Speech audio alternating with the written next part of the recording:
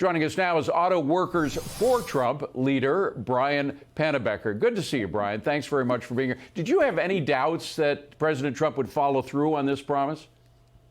I personally had no doubt. The man keeps his word. He did it during his first term, and he's doing it here in his second, and we're very happy for it. You know, President Biden and Democrats in general used to brag that they, and Biden in particular, was a strong blue-collar president. But is Trump now getting more support from blue-collar workers than the Democrats?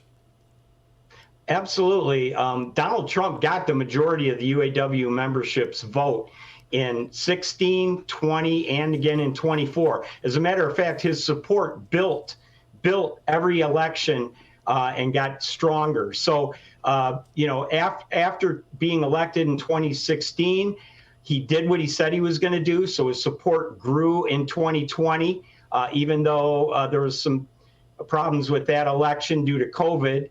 And then in 2024 rather, he had a opponent who said she wanted to ban the internal combustion engine, David. Right. Now, that means basically get rid of the auto industry and turn it over to China. So his support grew again in 2024. So he's got strong support. And now even Shawn Fain, the socialist president of the UAW, has gotten on board. So he's late to the game, but we're glad to see him supporting Donald Trump. Let me ask you about the factories themselves, which is your expertise. A lot of auto workers have lost their jobs since NAFTA came in, and these factories have been shrunken down to a small fraction of what they used to be.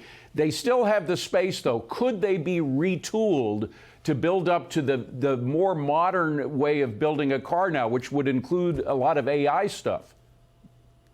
Yes, they absolutely can, David, and that's what they'll do.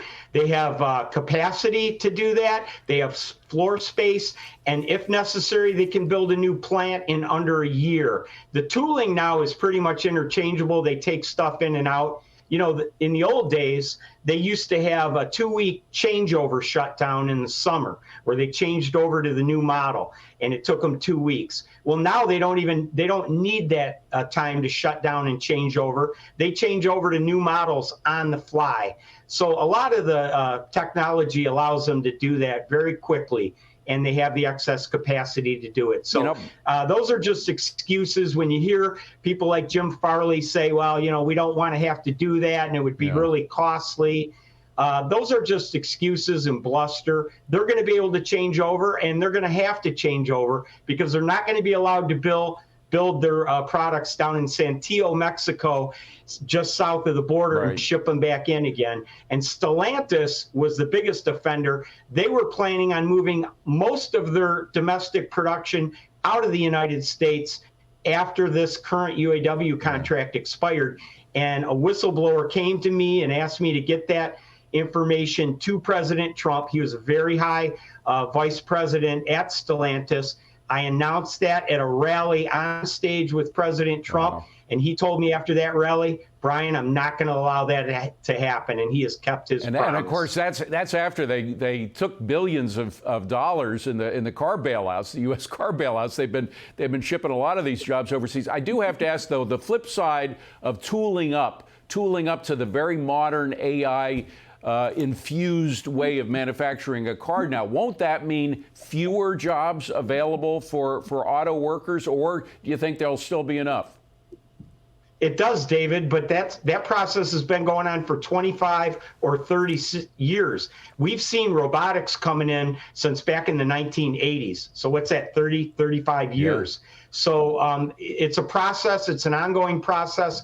But the fact remains, if they're going to be using robotics and the new technology and automation, we want it done on this side of the border, not south of the border in Mexico. So we'll take whatever jobs they have. Detroit is still the motor city, and we want every auto job, every vehicle that's sold in the United States, we want to build it. All right, Brian, we hope you get the chance to do just that. Thank you very much for being here. Appreciate it. Thanks, David. Thanks.